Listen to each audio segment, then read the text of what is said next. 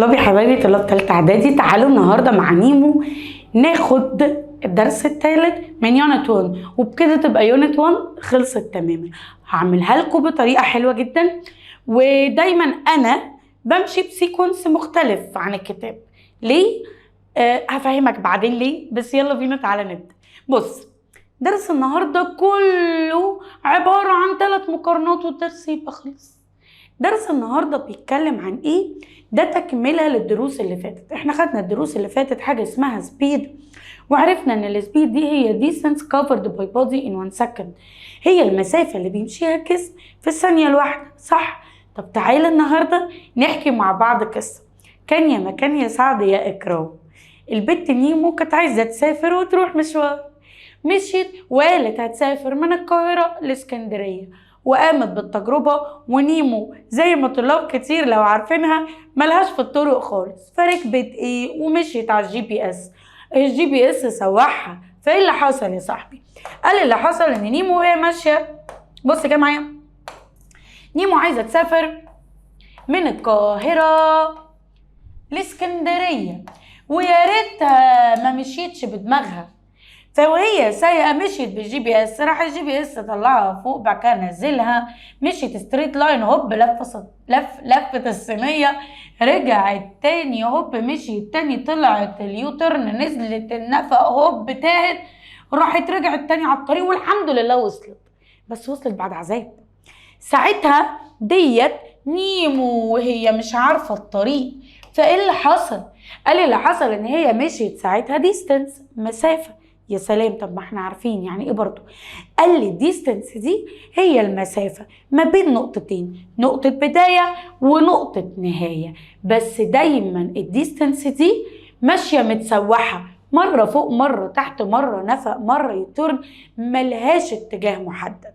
عشان كده سميتها ديستنس. عشان كده سميتها ايه يا صديقي؟ سميتها ديستنس. يبقى نيمو مشيت ديستنس.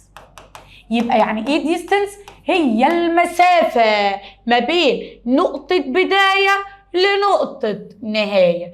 ليها اتجاه محدد؟ قال لي لا ملاش اتجاه محدد، دي متسوحة فما فيهاش دايركشن. حلو، يبقى هي دي الديستنس. يبقى هي يعني ايه يا نيمو ديستنس؟ قال لي ديستنس هي actual length، هي المسافة الحقيقية أو المسافة الكبيرة of moving body، للجسم اللي بيتحرك. تمام؟ between، ما بين initial and end point، ما بين نقطتين، نقطة بداية ونقطة نهاية. طب ليها ماجنتيود؟ ليها ماجنتيود. أنا مشيت 200 كيلو متر، الرقم ده يعني ليها قيمة أنا مشيتها، ليها ماجنتيود، يبقى هاز ماجنتيود. طب ميس ليها اتجاه محدد؟ قال لي لأ، نو دايركشن. ليه نو دايركشن؟ لأن هي متسوحة وتايهة. هي دي الديستنس. يبقى يعني ايه ديستنس؟ كان يا مكان يا سعد يا اكرم، نيمو حبت تسافر فمشيت بدماغها وساقت وهي مش حافظه الطريق، فمشيت بالجي بي اس. فاللي حصل ان الجي بي اس سوحها، طلعها مره فوق في الكوبري، نزلها مره النفق، مشاها يوتيرن، رجعت لفت الصينيه، تاهت ومعرفتش ترجع تاني، وراحت هوب لفه وراجعه. فهي مشيت متسوحه، ملهاش اتجاه محدد، ومشيت مشوار كبير قوي لان هي مش عارفه الطريق، فدي سميناها ديستنس. جت تاني مرة ونيمو مسافرة، قالت لا، انا اتعلمت من غلطي، انا هجيب حد يبقى عارف الطريق كويس وهو اللي يسوق. فساعتها الحد ده عمل ايه يا صديقي؟ قال لي الحد ده مشي شورتست ستريت لاين، يعني مشي اقصر طريق، وستريت لاين خط مستقيم من نقطة البداية لنقطة النهاية. يبقى أنا اختصرت الطريق في اتجاه واحد. طب دي بسميها ايه؟ قال لي في الحالة دي بسميها displacement. بسميها ايه؟ displacement. يعني ايه displacement؟ قال لي دي بتاعت الراجل الشاطر اللي عارف الطريق، اللي مشي اقصر طريق وخد الشورت كات في اتجاه واحد. فيبقى يعني ايه displacement؟ قال لي displacement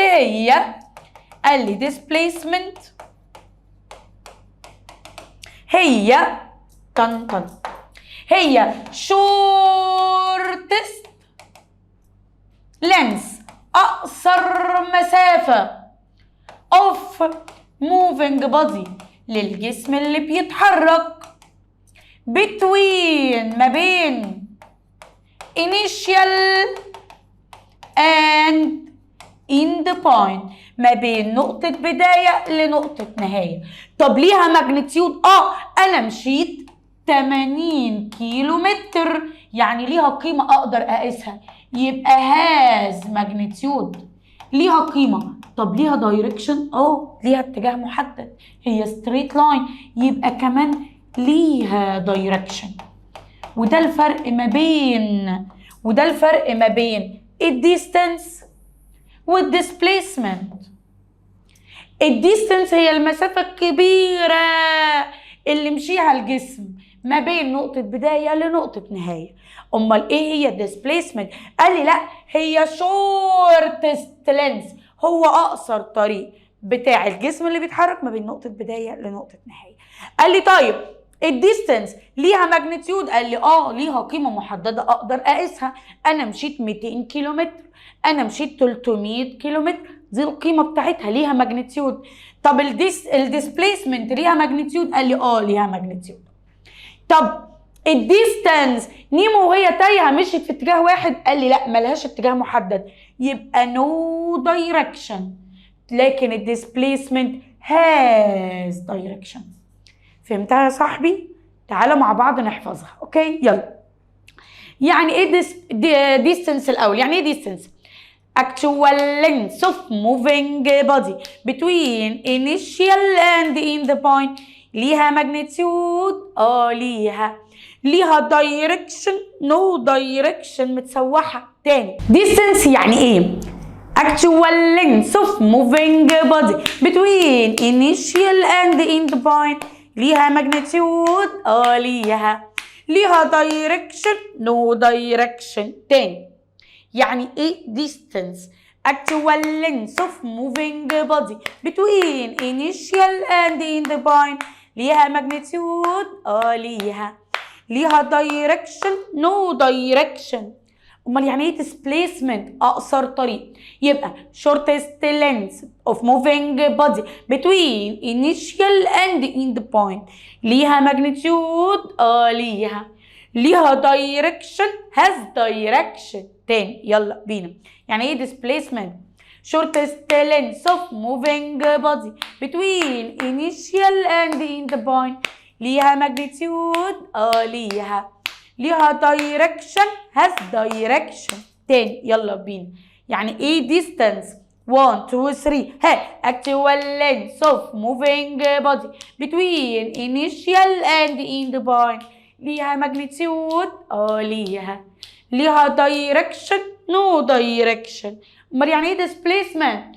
shortest length of moving body between initial and end point. ليها ماجنتيود؟ ليها دايركشن؟ has direction. تمام. طب هي الفكرة مش في المقارنة يا صديقي، امال ايه؟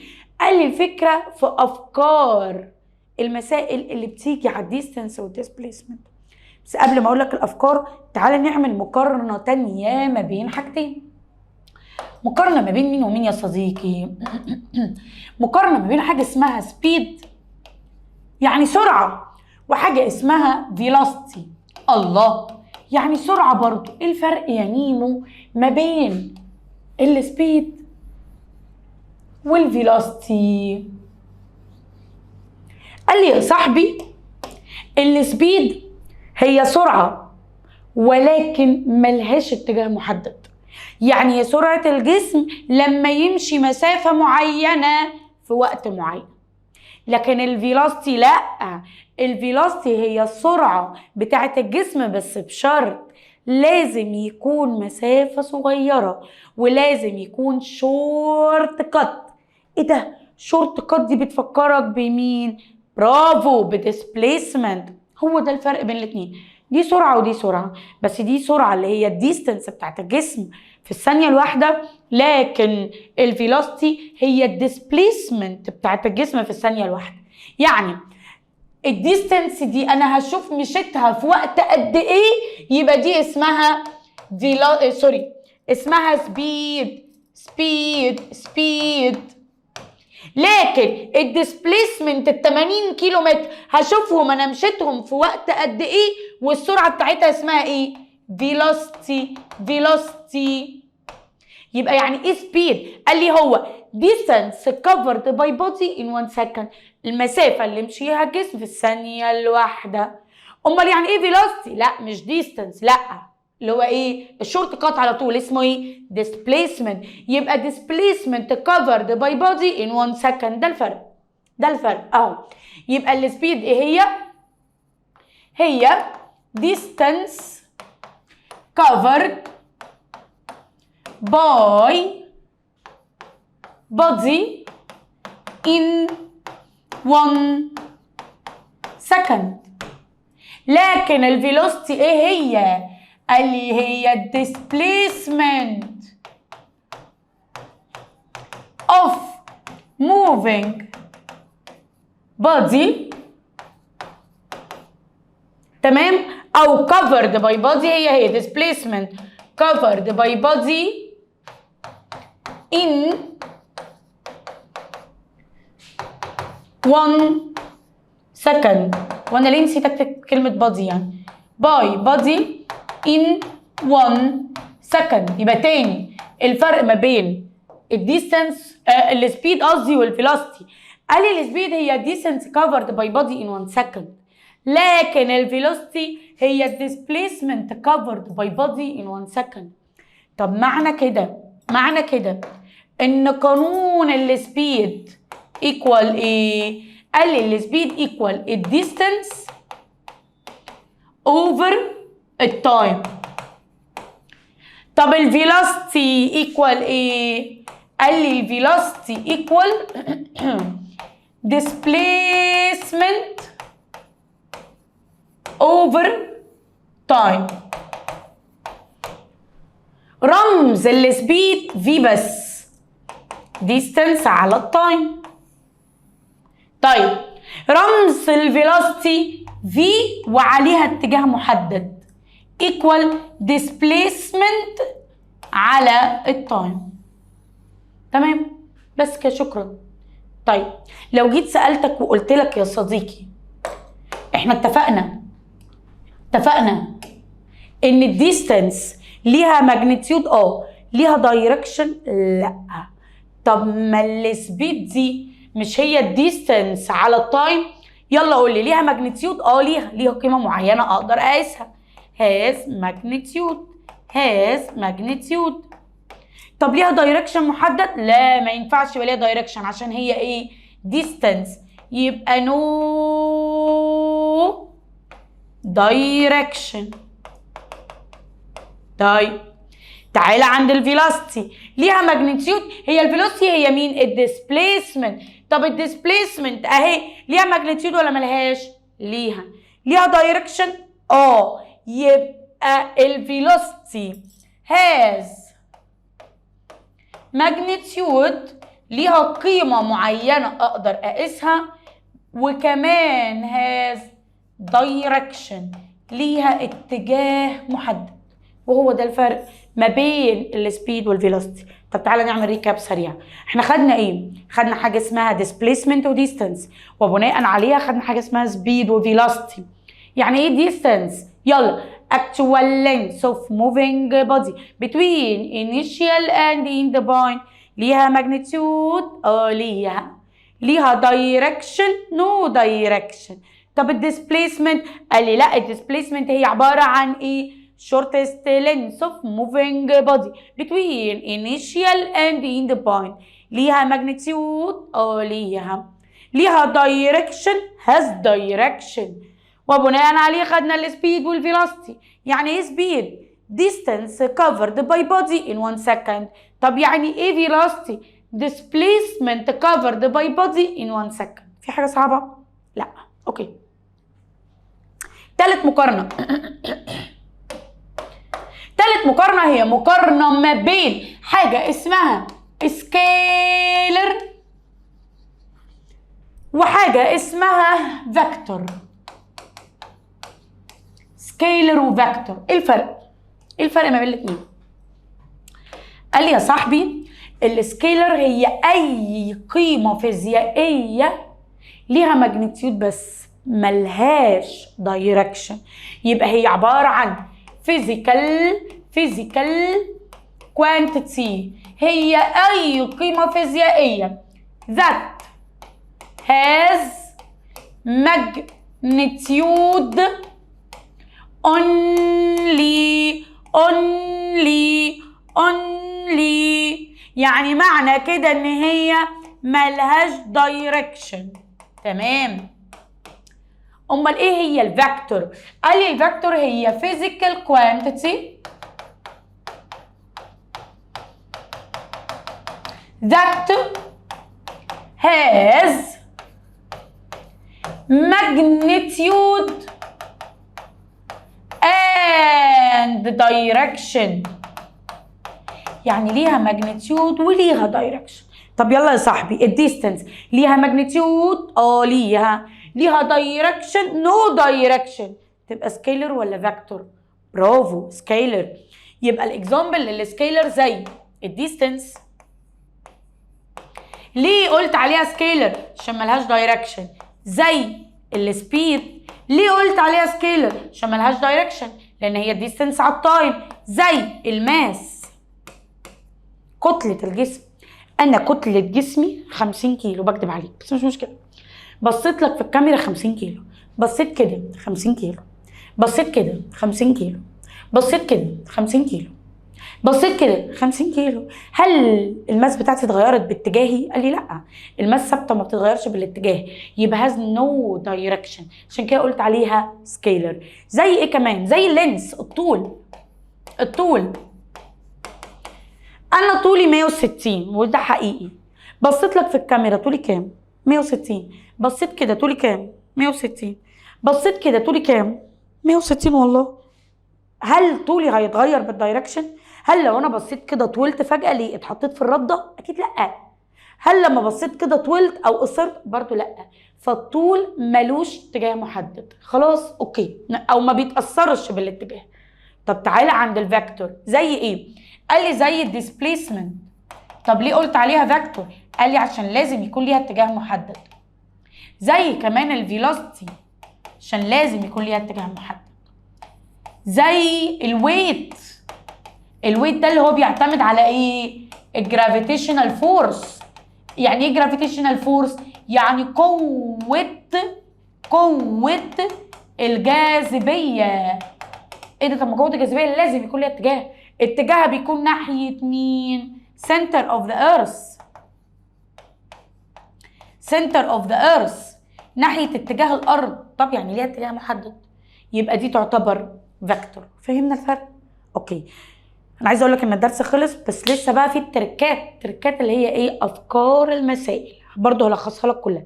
يبقى تاني يلا، انا عندي 3 مقارنات. مقارنه ما بين distance وديسبليسمنت، مقارنه ما بين speed وفيلوسيتي، مقارنه ما بين سكيلر وفيكتور. مره تانية يلا، مقارنه ما بين distance وديسبليسمنت، مقارنه ما بين speed وفيلوسيتي، مقارنه ما بين سكيلر وفيكتور. مقارنه بتاعت ال distance actual length of moving body between initial and end point. ليها magnitude؟ ليها direction؟ has no direction. طيب تعالى عند displacement، يلا نقولها. shortest length of moving body between initial and end point. ليها magnitude؟ ليها direction؟ has direction. طب المقارنة التانية كانت ما بين مين ومين؟ قال لي ما بين السبيد والفيلوسيتي. يعني ايه سبيد؟ هي الديستنس اللي مشيها الجسم في الثانية الواحدة. امال يعني ايه فيلوسيتي؟ هي الديسبليسمنت اللي مشيها الجسم في الثانية الواحدة. واخر مقارنة هي السكيلر والفيكتور. السكيلر اي حاجة بيتقاس لها رقم بس ما بتتأثرش بالاتجاه. يبقى هي physical quantity that has magnitude only.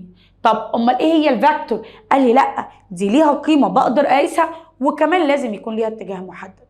يبقى هي physical quantity that has magnitude and direction. اوكي طيب تعالى ناخد افكار مسائل، يلا بينا. اول مساله يا صاحبي نحلها مع بعض. بيقول لي ان الجسم مشي من النقطه A للنقطه B ووقف ستوب خلاص وقف على كده. يلا يا صديقي هات لي الديستنس ايكوال كام، الديسبليسمنت ايكوال ايه،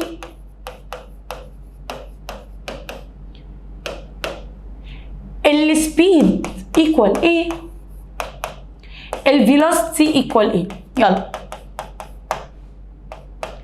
يعني ايه ديستنس؟ يعني المسافه اللي مشيها. هو مشي من فين لفين يا صاحبي؟ ادي نقطه البدايه ادي نقطه النهايه، يبقى المسافه اللي مشيها اي بي اها اي بي بس مفيهاش حاجه، ووقف عند بي. طب الديسبليسمنت قال لي برضه ما هو ديسبليسمنت يعني ايه؟ يعني اقصر طريق. طب ما هو ده اقصر طريق في ستريت لاين اهو، ما دي نقطه البدايه ونقطه النهايه. يبقى الديسبليسمنت هي الديستنس اي بي بس لازم تكتب الاتجاه بتاعها تمام، ناحيه الايست ناحيه الويست على حسب المساله. طيب السبيد هي مين؟ قال لي السبيد هي الديستنس على التايم على حسب المساله. طب الفيلوسيتي هي الديسبليسمنت على التايم. خلاص طيب تعالى ناخد فكره تانية، يلا بينا. فكره رقم 2. الجسم اتحرك من النقطه A للنقطه B and return back. مالك يا ميس في ايه؟ ماله الكاسيت؟ return back يا ميس مالك؟ return back عايزك تنام تصحى تحلم بكلمة return back كأني ببيع ربابيكيا تاني. الكلمة اسمها ايه؟ return back. في ايه بس؟ تعالى اقولك. هو بيقول لي يا صاحبي انه الجسم اتحرك من النقطة A للنقطة B، يعني النقطة A دي نقطة البداية and return back يعني رجع تاني لإيه؟ يعني برضو دي نقطة النهاية. يعني نقطة البداية A نقطة النهاية A لأنه رجع. ما هو رجع. طيب يلا يا صاحبي تعالى نقيس الديستنس. هو مشي A B حلو ورجع B A يبقى بلس B A يعني رايح جاي لأنه ريتورن باك. طب الديسبليسمنت هو راح ورجع، وانا عرفت ان الديسبليسمنت هي اقصر طريق ما بين نقطة البداية لنقطة النهاية. طب انا نقطة البداية عندي مين؟ A. طب نقطة النهاية هي مين؟ A. يعني الطريق اقصر طريق هو مين؟ من A ل A نفس النقطة لان هو رجع. يبقى الديسبليسمنت في الحالة دي ايكوال ايه؟ زيرو من غير قوانين. يبقى طالما لقيت ريتيرن باك ديسبليسمنت ايكوال زيرو. فهمت ليه قعدت اقول لك ريتيرن باك؟ اول ما يقول لي كلمة ريتيرن باك يبقى ديسبليسمنت ايكوال زيرو. تاني طالما والله لا اكتبها لك وربنا اهو.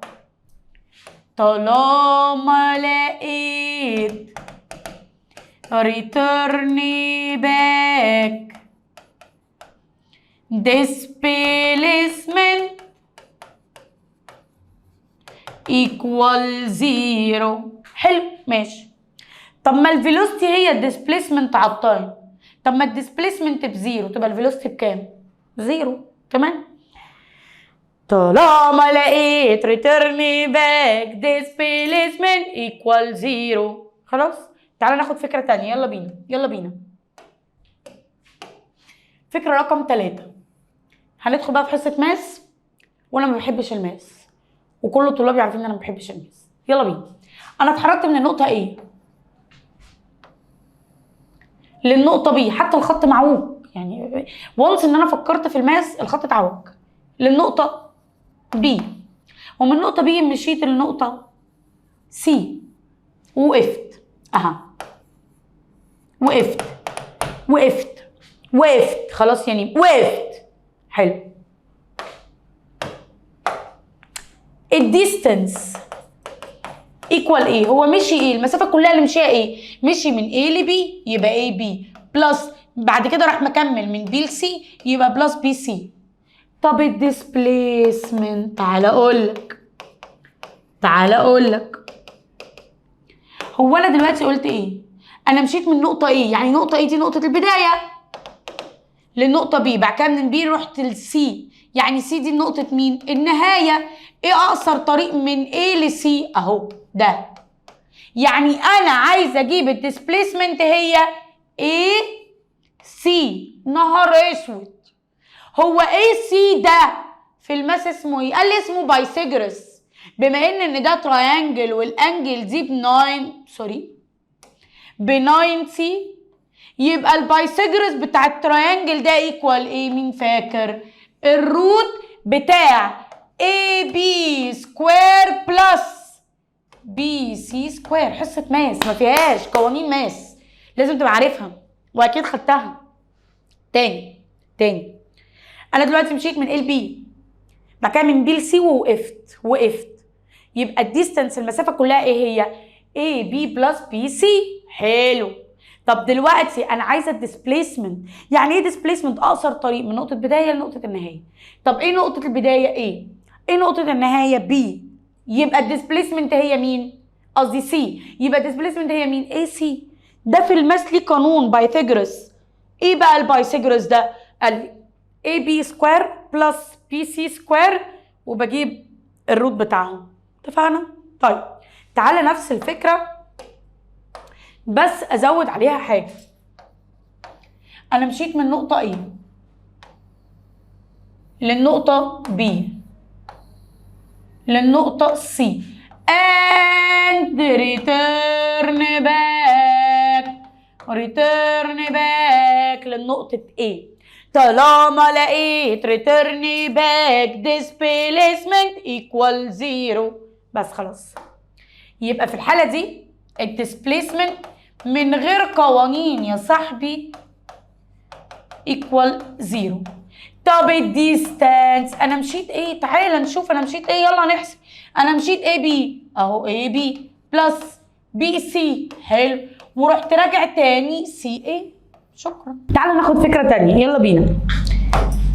فكره رقم 5 بيقول انا اتحركت من نقطه A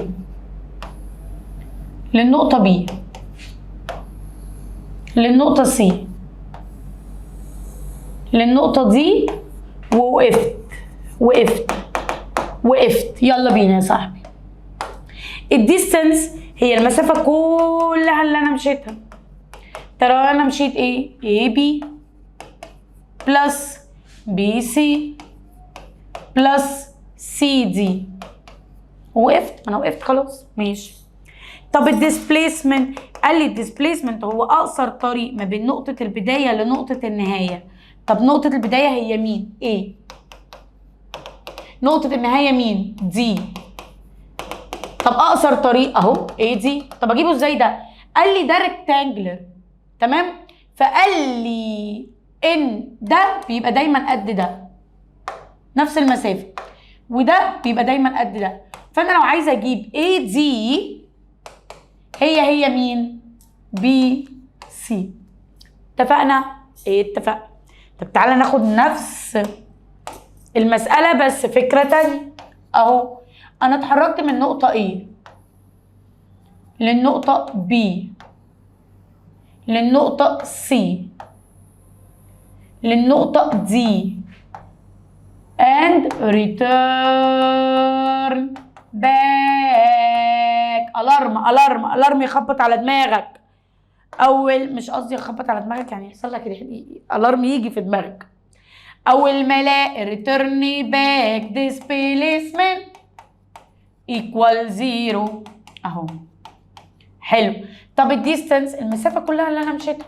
هو انا مشيت ايه؟ مشيت AB بلس بي سي بلس سي دي بلس دي اي. تمام؟ قشطة.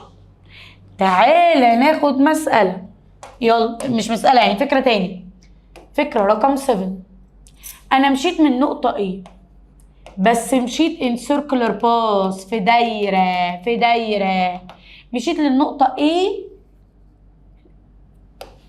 و B، بعد كده من B ل C، بعد كده من C ل D، بعد كده and return back. وافكرك بحاجه يا صاحبي، ان ده اسمه diameter في الدايره ونصه اسمه radius. تمام؟ اوكي. طالما لقيت return back displacement equal 0، طالما لقيت return back displacement equal 0. طب الديستنس المسافه، هو انا مشيت ايه؟ انا مشيت من A ل B، من B ل C، من C ل D، ورجعت ل A. يعني انا مشيت دايره كامله، يعني المسافه هي دايره كامله. طب ده في الماس اسمه ايه؟ قال لي اسمه circumference. طب قانون السيركمفرنس ايه؟ 2 باي ار اهو. طب الباي دي قيمة ثابتة، احفظها دايما، قيمة ثابتة. عايز تعملها على الكالكوليتر براحتك، بس هي قيمة ثابتة. ايكوال كام؟ قال لي الباي دي هي 22/7، فانت عوضها في المسألة 22/7. والار ده مين؟ قال لي الار ده الراديوس، نص القطر بتاع الدايرة. فهمتها؟ يبقى تاني، انا مشيت من ال بي، من بي لسي، من سي لدي، ورجعت تاني لايه؟ رجعت ريتيرن باك، رجعت طالما قال لي ريتيرن باك ديسبيسمنت ايكوال 0. طيب يبقى ديسبيسمنت بزيرو. طب الديستنس المسافه كلها انا مشيت قد ايه؟ مشيت دايره كامله، يبقى الديستنس هي محيط الدايره كله، دايره كامله. طب محيط الدايره في الماس ده القانون اسمه ايه؟ سيركمفرنس. السيركمفرنس بتاع الدايره 2 باي ار. الباي دي هي 22/7، والار دي مين؟ الراديوس. اتفقنا. تعالى ناخد فكره مشابهه. فكره رقم 8. انا مشيت من نقطه A للنقطه B للنقطه C ووقفت، بس مشيت سيركولار باس ووقفت. طبعا احنا متفقين ان ده راديوس وده راديوس. تمام. انا وقفت سوري، وقفت. يبقى الديسبيسمنت ايه هي؟ قال لي الديسبيسمنت هي اقصر طريق ما بين نقطة البداية، انا ابتديت من هنا، لنقطة النهاية انا وقفت هنا. طب يعني ايه اقصر طريق؟ يعني شورتست ستريت لاين اهو. ده مين ده؟ قال لي ده الدايمتر بتاع الدايرة، قطر الدايرة، اللي هو قد ايه؟ 2 ار، 2 راديوس. تمام؟ حلو. امال الديسبيسمنت ايه؟ قصدي الديستنس ايه؟ انا مشيت قد ايه؟ تعالى اوريك. انا مشيت من ال بي ومن بي لسي، يعني انا مشيت قد ايه؟ نص دايره. يبقى المسافه هي نص دايره، يعني نص محيط الدايره. بص بكتبها لك بكل اللغات، يعني half a circumference. يعني half a circumference يعني half 2 باي ار. ما احنا اتفقنا من الماس ان circumference 2 باي ار، انا عايزه نصه. طيب يبقى half 2 باي ار. طب ما الاتنين دي هتروح مع الاتنين دي، فالقانون هيبقى ايه؟ باي ار. فهمتها؟ ان شاء الله تكون فهمتها. طيب بكده يا صديقي يبقى خلصنا الدرس الثالث مع بعض، وخلصنا يونت 1. ان شاء الله قريب هعمل لكم مراجعه فيها كل يونت 1 شرح وحل. يا رب اكون قدرت افيدكم على قد ما اقدر، ويا رب تكونوا فهمتوا كل حاجه. ولو محتاجين اي حاجه ابعتولي على الواتساب او التليجرام. بحبكم. باي باي.